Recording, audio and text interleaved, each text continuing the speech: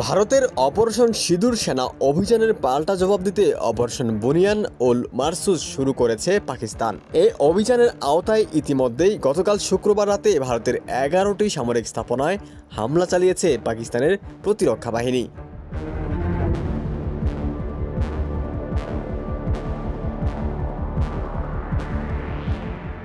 এই স্থাপনাগুলোর মধ্যে পাঠানকোট, উদামপুর, গুজরাট ও রাজস্থান বিমান ঘাঁটি এবং ভারতের সুপারসনিক ক্রুজ ক্ষেপণাস্ত্র ব্রাহ্মোসের একটি মজুদ স্থান উল্লেখযোগ্য।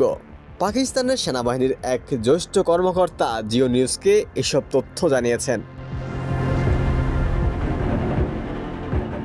পাল্টা এই হামলায় ফাতা এক ক্ষেপণাস্ত্র ব্যবহার করেছে পাকিস্তান সেনাবাহিনী। দেশটির নিজস্ব প্রযুক্তিতে তৈরি এই ক্ষেপণাস্ত্রের রেঞ্জ 120 কিলোমিটার।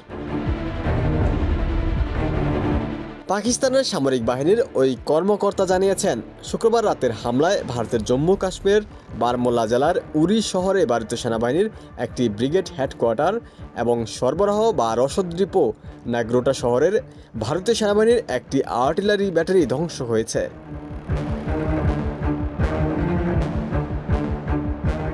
এছাড়া ভারতের পাঞ্জাবের আদমপুর বিমান ঘাঁটিতে মোতায়েন করা আকাশ প্রতিরক্ষা ব্যবস্থা S-400 সিস্টেমও ক্ষেপণাস্ত্র চালিয়ে ধ্বংস করেছে পাকিস্তানের বিমান বাহিনী। দুই দেশের মধ্যে চলমান এই উত্তেজনার মধ্যেই গত মঙ্গলবার পাকিস্তানের অধিকৃত কাশ্মীর সহ বিভিন্ন এলাকায় অপারেশন সিঁদুর নামে এক সংক্ষিপ্ত সেনা অভিযান পরিচালনা করে ভারতের প্রতিরক্ষা বাহিনী।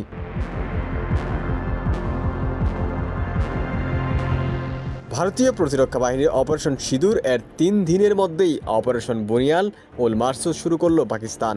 এরই মধ্যেই পারমাণবিক অস্ত্র কর্তৃপক্ষের সঙ্গে সবার আহ্বান করেছেন পাকিস্তানের প্রধানমন্ত্রী শাহবাজ শরীফ। শনিবার সকালে পাকিস্তান সেনাবাহিনী এক বিবৃতিতে জানায়, প্রধানমন্ত্রী শাহবাজ শরীফ পারমাণবিক অস্ত্র কর্তৃপক্ষের সঙ্গে জরুরি সভার আহ্বান করেছেন।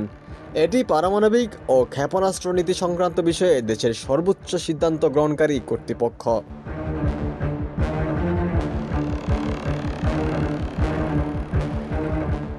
অত্যন্ত গোপনীয়তার সঙ্গে এই সভা হতে যাচ্ছে। ধারণা করা হচ্ছে ভারতের চলমান হামলা মোকাবিলায় শক্তিশালী অস্ত্র ব্যবহার নিয়ে সবাই আলোচনা হবে।